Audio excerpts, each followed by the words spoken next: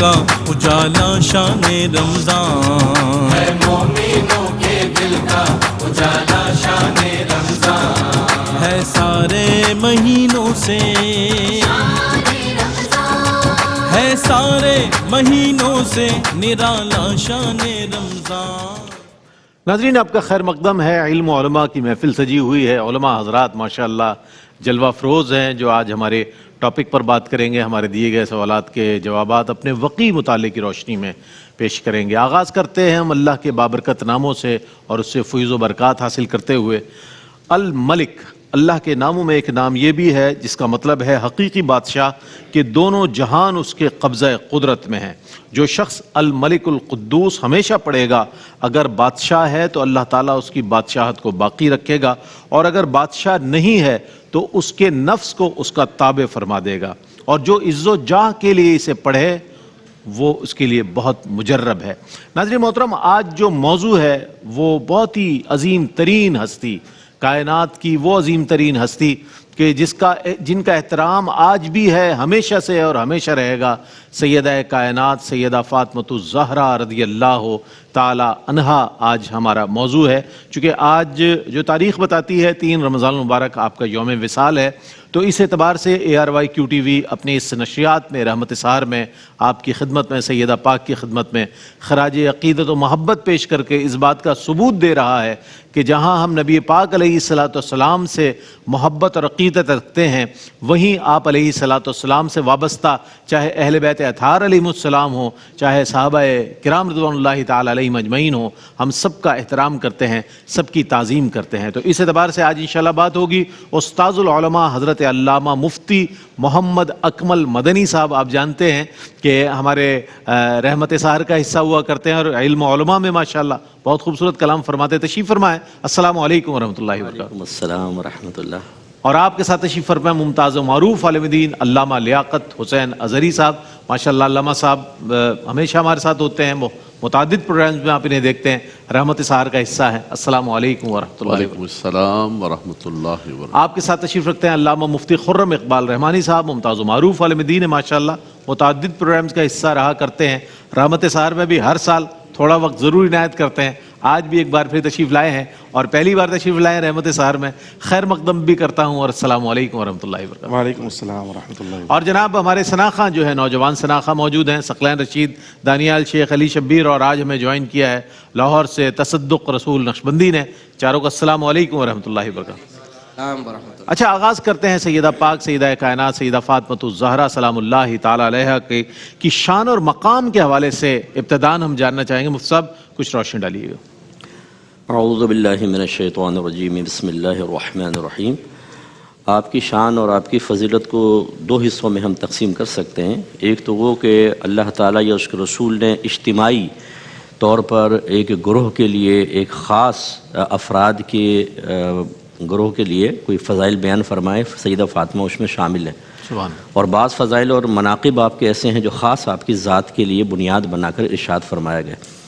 مثال کے طور پہ سورۃ الاحزاب میں اللہ تعالیٰ نے فرمایا کہ انما یرید اللہ لیذھب عنکم الرجس اہل البیت ویطہرکم تطہیرا۔ محض اللہ تبارک و تعالیٰ اس بات کا ارادہ فرماتا ہے کہ اے اہل بیت تم سے ہر قسم کی گندگی کو دور فرما دے، سبحان اللہ، اور تمہیں خوب پاک و صاف کر دے۔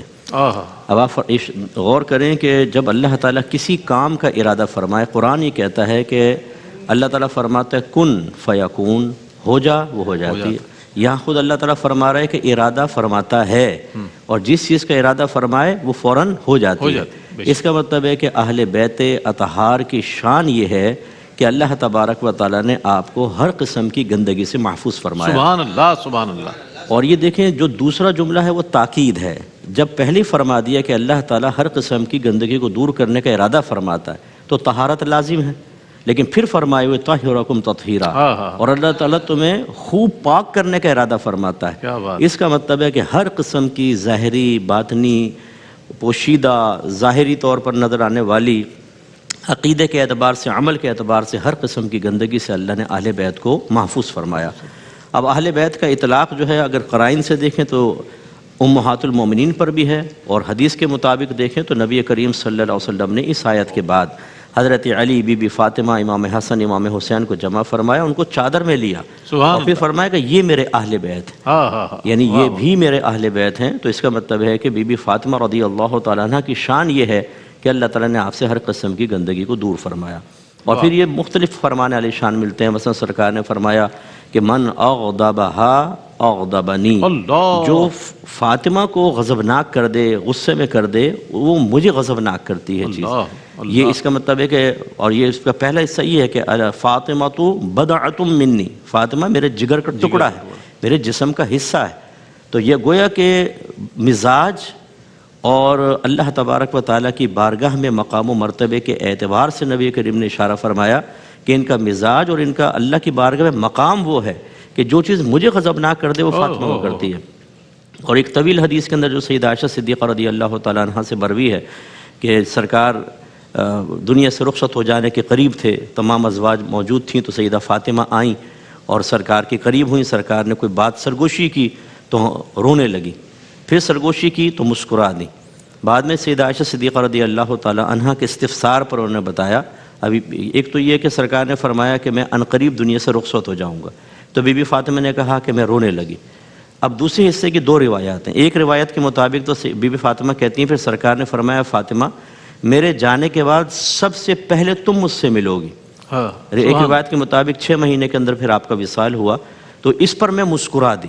اور دوسری روایت کے مطابق نبی کریم صلی اللہ علیہ وسلم نے فرمایا کہ اما ترضین ان تکونی سیدتا نساء المومنین، ایک روایت میں نسائی ہذہ الامہ، اس امت کی عورت، کیا تم اس سے راضی نہیں ہو کہ مومنین کی عورتوں کے سردار ہو، اللہ، یا اس امت کی تمام عورتوں کے سردار ہو؟ سبحان اللہ۔ اور ایک روایت میں ہے نسائی سیدتا نسائی اہل الجنہ، یعنی اہل جنت کی عورتوں کے سردار ہو۔ سبحان اللہ، اس سے اندازہ کریں کہ صاحبزادگان جوانوں کے سردار کیا بات، اور عورتوں کی سردار بی بی فاطمہ رضی اللہ تعالی عنہا۔ اور نبی کریم صلی اللہ علیہ وسلم جب بھی سفر پر روانہ ہوتے سبحان اللہ، سب سے آخر میں بی بی فاطمہ سے ملتے، اور جب تشریف لاتے تو سب سے پہلے آپ کے پاس جاتے اور آپ کو ملاحظہ فرماتے۔ ان تمام روایات سے ظاہر ہوتا ہے کہ نبی کریم صلی اللہ علیہ وسلم آپ کی شان کو، آپ کی عظمت کو لوگوں کے سامنے قولاً اور فعلاً ہر طریقے سے ظاہر فرماتے رہے، لہٰذا بی بی فاطمہ رضی اللہ تعالی عنہا سے انتہائی درجے کا حسن عقیدت رکھنا انشاءاللہ ہمارے لیے بھی باعث بلندی درجات ہوگا۔ سبحان اللہ۔ مفتی صاحب سبحان، آیہ تطہیر کو موضوع بنایا مفتی صاحب نے، اور اس کی روشنی میں سیدہ پاک کی جو مقام و مرتبہ اور شان ہے اس کو بیان فرمایا، اور ان کے یعنی کہ جس نے ان کو غضبناک کیا اس نے سرکار علیہ الصلوۃ والسلام کو غضبناک کیا، یہ بھی فرمایا۔ یعنی کہ کتب سیر میں ہمیں ملتا ہے کہ جو نبی کریم علیہ الصلوۃ والسلام کے جس میں اطہر سے مٹی مس ہو رہی ہے اس کا اتنا مقام و مرتبہ ہے کہ ادب گاہست زیر آسماں از عرش نازک تر، نفس گم کر دمی آیت جنید و بایزید اینجا۔ تو جب اس مٹی کا اتنا احترام ہے تو پھر جو جگر کا ٹکڑا ہے ان کا کیا احترام ہوگا، کیا مقام و مرتبہ ہوگا۔ آگے بڑھتے ہیں، آپ کے فضیلت کی باب میں ایک چیز اور بھی، علامہ لیاقت حسین نظری صاحب، کہ آپ کا نکاح جو ہے حضرت مولا کائنات سیدنا علی بن ابی طالب کرم اللہ وجہہ الکریم سے ہوا، اور آپ کا رشتہ جو ہے وہ آسمانوں پر طے ہوا، یہ جو روایت ہے اس حوالے سے میں چاہتا ہوں یہ بھی ایک فضیلت کے باب میں آپ کی ایک چیز ہے، تو اس پر کچھ روشنی ڈالیے گا۔ بسم اللہ الرحمن الرحیم۔ دیکھیں، آج کا دن سیدہ کائنات سیدہ فاطمۃ الزہرا خاتون جنت رضی اللہ تعالی عنہا کی شان، مقام اور مرتبے قبلہ مفتی صاحب نے قرآن اور حدیث کی روشنی میں بہت خوبصورت ان کی عظمت کو، فضیلت کو، مقام کو بیان کیا۔ آپ کو اللہ تبارک و تعالیٰ نے بہت کمالات عطا فرمائے، بہت اعزازات عطا فرمائے، اور حضور علیہ الصلوۃ والسلام کی جو نسل پاک ہے وہ آگے آپ ہی سے چلی ہے۔ اصول یہ ہوتا ہے نسل کا کہ وہ اپنے بیٹوں سے چلتی ہے، لیکن چونکہ حضور علیہ الصلوۃ والسلام کے صاحبزادگان جو ہے وہ بچپن کے اندر انتقال کر گئے، اور کفار نے بڑا شور مچایا اور کہا کہ نعوذ باللہ من ذالک، آپ ابتر ہیں، مقطوع النسل ہیں، تو رب تبارک و تعالیٰ نے آپ کی شہزادی سے آپ کی نسل کو جاری و ساری سبحان فرمایا۔ اللہ، سبحان اللہ، سبحان اللہ۔ دوسرا، ام المومنین سیدہ عائشہ رضی اللہ تعالیٰ عنہ فرماتی ہیں کہ سیدہ فاطمۃ الزہرا رضی اللہ تعالیٰ عنہ جب چلتی تھی تو ایسے لگتا تھا مصطفیٰ کریم چل رہے ہیں، اللہ مشیتها کمشیت رسول اللہ صلی اللہ تعالیٰ علیہ وسلم۔ آپ کا بولنا، آپ کا مسکرانا، آپ کا سوچنا، آپ کی عبادات و ریاضات، آپ کی جد و جہد، بلکہ آپ کی بہادری. وہ مشہور روایت ہے بخاری شریف کے اندر کہ بچپن کے اندر ہی جب کفار نے حضور علیہ السلام پر اوجری ڈالی تو آپ سب سے پہلے آگے بڑھیں اور آگے بڑھ کر جو ہے آپ نے اس کو ہٹایا. تو بچپن سے آپ کے اندر جرت تھی، بہادری تھی، اور آقا دو جہاں صلی اللہ علیہ وسلم بچپن میں بھی آپ کو ساتھ لے کے جایا کرتے تھے. اور بچپن سے ہی جو ہے آپ کے اندر پھر اس کا نتیجہ نکلا کہ اللہ تبارک و تعالیٰ نے حسنین کریمین جیسے بہادر عطا فرمایا. جہاں تک رشتے کی بات ہے تو نبی کریم صلی اللہ علیہ وسلم کی پیاری شہزادی کا رشتہ سب سے پہلے سیدنا صدیق اکبر رضی اللہ تعالیٰ نے مانگا. جی جی بالکل. اور آپ کی دل کی تمنا تھی کہ نسبت ہماری قائم ہو جائے آقا دو جہاں صلی اللہ علیہ وسلم سے. پھر سیدنا عمر فاروق رضی اللہ تعالیٰ عنہ، حضور خاموش رہے. سیدنا عبد الرحمن بن عوف رضی اللہ تعالیٰ عنہ نے مولا کائنات سے کہا کہ آپ تشریف لے جائیں، آپ جا کر مانگیں. تو انہوں نے کہا کہ میں کیسے مانگوں، بظاہر میرے پاس کوئی مال و اسباب نہیں ہے، رہنے کے لیے گھر نہیں ہے، نار و نفقہ کا نظام نہیں ہے، میں کیسے فرمایا آپ جائیں تو صحیح. اور آپ تشریف لے گئے. آقا دو جہاں صلی اللہ علیہ وسلم کی بارگاہ میں جب پہنچے تو بولا ہی نہ جائے، بات ہی نہ کی جائے، خاموش ہو کے. حضور نے فرمایا علی کیسے آئے؟ آپ خاموش ہو کے بیٹھ کے. پھر حضور نے خود فرمایا کہ فاطمہ کا رشتہ مانگنے کے لیے آیا ہوں. کہا کہ ہاں اسی لیے آیا ہوں. آپ نے فرمایا انشاءاللہ تبارک و تعالی ہم فیصلہ کریں گے. باہر گئے تو سیدنا عبد الرحمن بن عوف دوسرے صحابہ کرام نے پوچھا کیا ہوا؟ کہا کہ کوئی جواب نہیں دیا. کہا کیا؟ کہا انشاءاللہ کہا. فرمایا کہ ہو گیا ہے رشتہ آپ کا. سبحان اللہ. پھر نبی کریم صلی اللہ علیہ وسلم نے خاص طور پر کئی احادیث طیبہ ہیں اس پر، طبرانی کی حدیث ہے، فرمایا کہ آپ کا رشتہ رب تبارک و تعالیٰ نے منتخب فرمایا. اللہ. اور عرشوں پر جبریل علیہ السلام نے آ کر بتایا کہ رب تبارک و تعالیٰ نے سیدہ فاطمہ اور مولا کائنات علی المرتضیٰ کرم اللہ تعالیٰ وجہ کریم کا یہ رشتہ قائم ہوا ہے. فرمایا عرشوں پر بھی دھوم ہے اور وہاں پر جو ہے یاقوت اور موتی تقسیم کیے جا رہے ہیں. زمین پر باقاعدہ طور پر اس نظام کو قائم کیا اللہ گیا. اکبر. اللہ. پھر باقاعدہ طور پر رشتہ ہوا اور اس کے اندر جو مہر جس کو ہم مہر فاطمی کہتے ہیں وہ آج کے زمانے کے حساب سے تقریباً 131 تولہ مہر ہے. اور میں یہ بھی کہوں گا ہمارے ہاں ہوتا یہ ہے کہ شادیوں پر کروڑوں روپے خرچ کیے بے جاتے ہیں. دریغ خرچ کیا تھا. بے دریغ. بالکل. 10 قسم کی واہیات قسم کی چیزیں بھی شامل ہو گئیں. یہ مایوں ہے، یہ مہندی ہے، یہ فلاں ہے، یہ فلاں ہے. اور اس کے بعد جب نکاح پڑھانے کے لیے سامنے فارم رکھا جاتا ہے تو بولا 10,000 روپے مہر ہے. ہماری برادری نے یہ متعین کیا ہے. تو بھائی یہ جو سارا کچھ کیا ہے تو یہ آپ کی برادری نے اس کا کچھ روک ٹوک کا نہیں کیا ہے. جب بچی کے مہر رکھنے کا دیکھیں قبلہ مفتی صاحب بیٹھے ہوئے ہیں، شریعت نے مہر متعین نہیں کیا ہے، باؤنڈ نہیں کیا ہے. ہر شخص کی اپنی اپنی سطح ہے. صرف اتنا کہا کہ لا مہر اقل من 10 دراہم، 10 درہم سے کم نہیں ہونا چاہیے. لیکن جب آپ 50 لاکھ کی، 1 کروڑ کی، 2 کروڑ کی شادی کر رہے ہیں تو یار کم سے کم دوسری بات یہ ہے کہ ہم نسبتوں والے لوگ ہیں. اگر اللہ نے آپ کو وسعتیں عطا فرمائی ہیں تو اپنی بچی اور اپنی بہو کا جو مہر ہے وہ مہر فاطمی رکھیں. وہ تقریباً 131 تولہ چاندی آج کے زمانے کے. اس مہر سے نبی صلی اللہ علیہ وسلم نے اپنی شہزادی کا نکاح فرمایا. اور چونکہ مولا کائنات علی المرتضیٰ کرم اللہ تعالی وجہ کریم کے پاس جو ہے وہ گھر وغیرہ کا نظام اور سامان نہیں تھا تو آپ نے باقاعدہ طور پر یہ سب سامان ساتھ کیا. ایک آخر کے اندر ایک روایت خاص طور پر ذکر کی جاتی ہے کہ آپ کے پاس کچھ تھا نہیں، ایک ہی تلوار تھی، وہ بیچنے کے لیے آپ بازار کی طرف تشریف لے جا رہے تھے. راستے کے اندر سیدنا عثمان غنی رضی اللہ تعالیٰ ملے. کہا علی کہاں جا رہے؟ بلکہ ڈھال آپ کی جس ڈھال کو زرہ جس کو پہن کے اب جنگ میں لڑتے تھے. کہا کہ علی کہاں جا رہے؟ کہا کہ اس کو بیچنے کے لیے جا رہا ہوں اور شادی کا سامان. فرمایا کہ مجھے بیچ دیں آپ.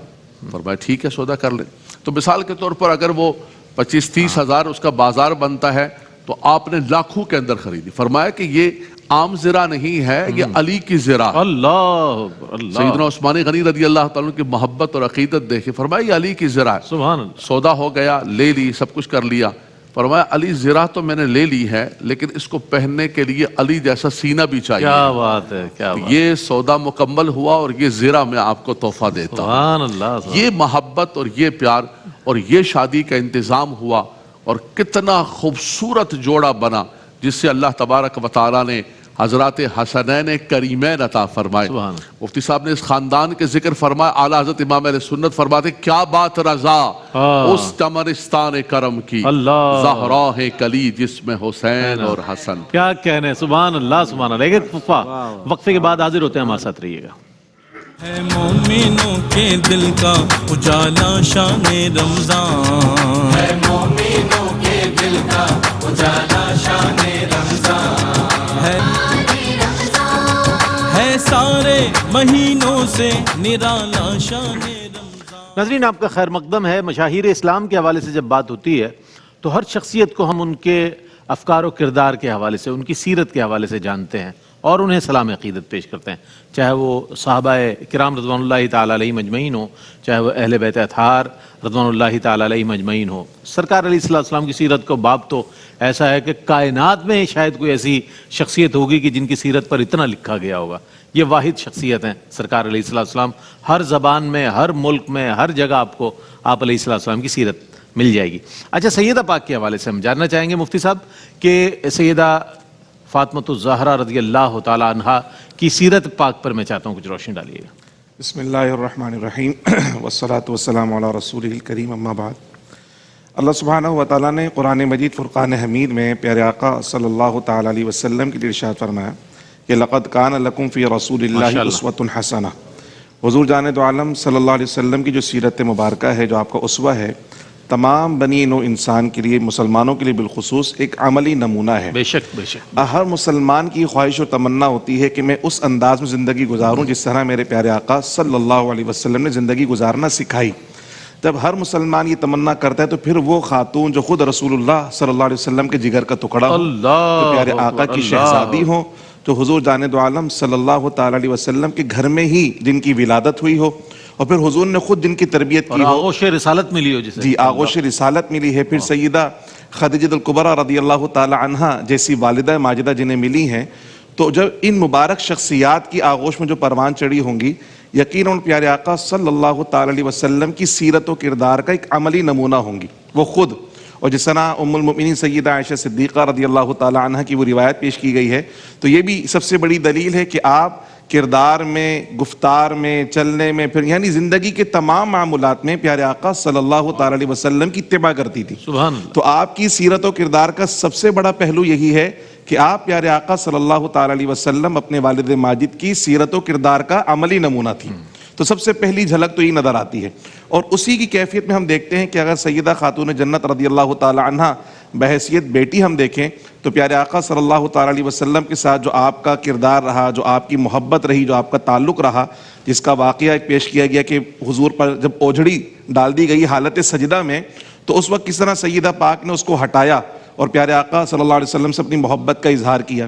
پھر پیارے آقا صلی اللہ تعالی علیہ وسلم جو ہے حضور جان دو عالم صلی اللہ علیہ وسلم اپنی اس شہزادی کا استقبال کیا کرتے. جب آپ ان کے گھر پہ جاتے تو یہ آپ کا استقبال کیا کرتی تھی.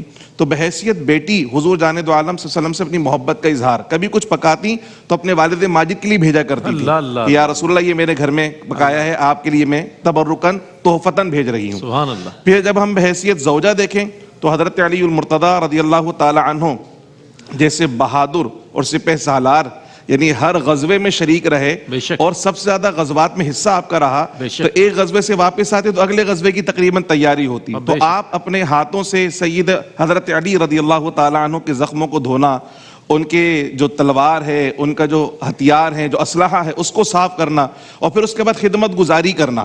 حضرت علی خود فرماتے ہیں کہ حضرت فاطمہ رضی اللہ تعالی عنہ نے اللہ کی عبادت اور میری اطاعت میں کہیں کوئی دقیقہ فروگزاش نہیں کیا ہے. یعنی اللہ کی عبادت کے اندر بھی کمر بستہ ہیں اور شوہر کی اطاعت کے اندر بھی کمر بستہ نظر آ رہی ہیں. پھر بحیثیت ماں دیکھیں تو حضرت امام حسن, امام حسین رضی اللہ تعالیٰ عنہ جیسے شہزادے امت کو عطا فرمائے.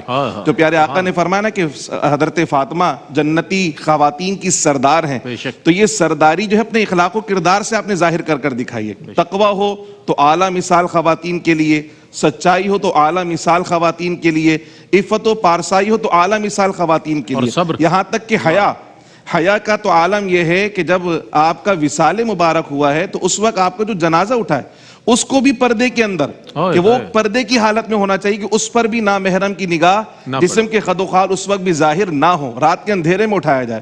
اور صبر کی کیفیت تو یہ ہے کہ کئی دن کے فاقے برداشت کیے لیکن کبھی زبان پر شکوہ نہیں آیا.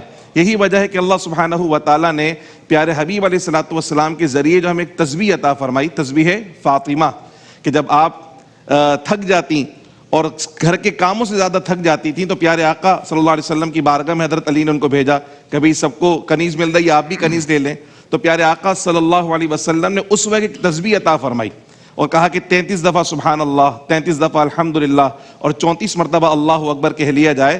تو یہ تسبیح فاطمہ تمام خواتین کو حضرت فاطمہ کی نسبت سے ملی ہے. تو جب یہ گھر کے کام سر انجام دینے کے بعد یہ تسبیح پڑھی جائے تو اللہ سبحانہ و تعالیٰ اس کی برکت سے تھکاوٹ کو دور کر دیتا ہے, اور امت کی زبان پر گھر کے امور سر انجام دینے کے بعد خواتین کی زبانوں پر ذکر و اذکار جو جاری و ساری ہوا وہ سیدہ خاتون جنت کے ذریعے ہوا. سبحان اللہ, سبحان اللہ, سبحان اللہ. ناظرین, تشکر کے بھی مختلف انداز ہوا کرتے ہیں. اللہ نے انسان کو پیدا فرمایا, نطق عطا فرمایا, قوت گویائی عطا فرمائی, فکر عطا فرمائی, فہم, ادراک, آگہی, ہر چیز عطا فرمائی. اب ان تمام نعمتوں کا شکر کیسے ادا کرے بندہ؟ اس طرح ادا کرے کہ اللہ کی حمد و ثنا کرے. آئیے حمد و ثنا کے لیے میں گزارش کروں گا, ہمارے ثنا خواہ موجود ہیں کہ جو اللہ رب کریم کی بارگاہ میں ہدیہ حمد پیش کرنے کی سعادت حاصل کر رہے ہیں. لا الہ الا اللہ,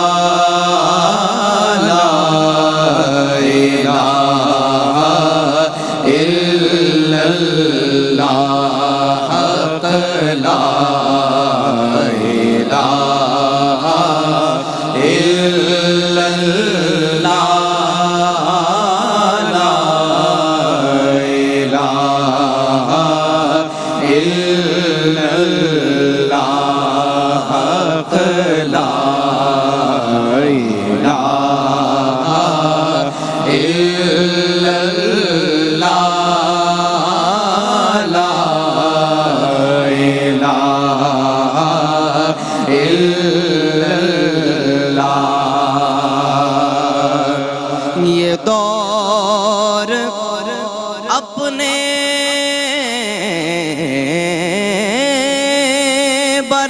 براہیم کی تلاش میں ہے,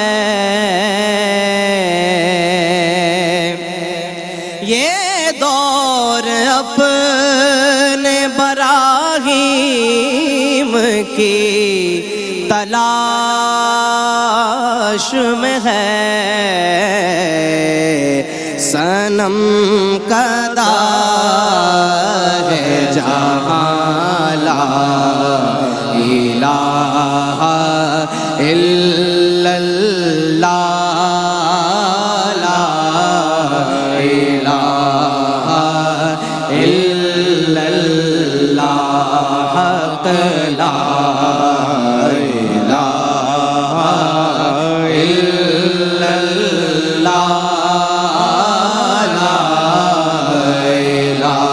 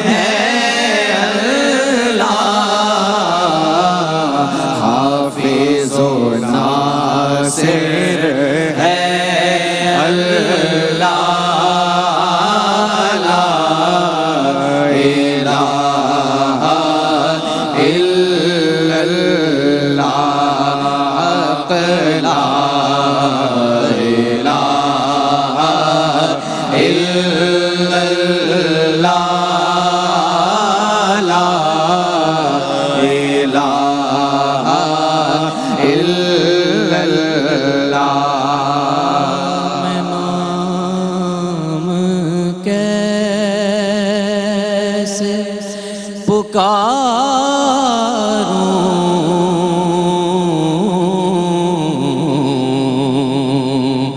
نبی کی بیٹی کا میں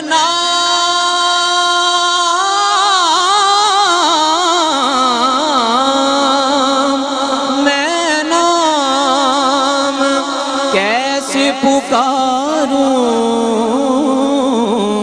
نبی کی بیٹی کا وہ ناخدا حیا لا الہ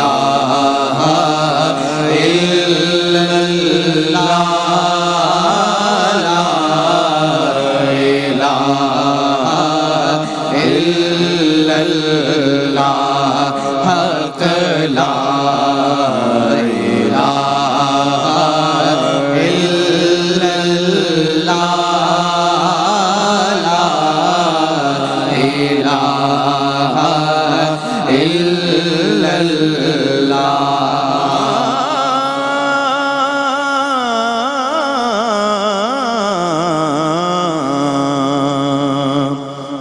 کسی نے پوچھا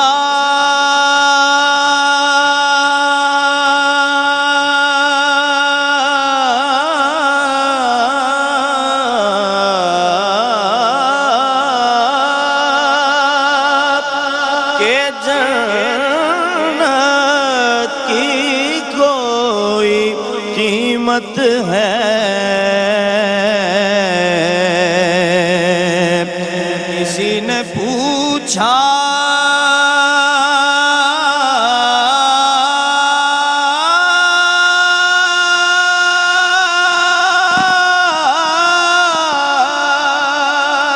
کہ جنت کی کوئی قیمت ہے تو مصطفیٰ نے کہا لا الہ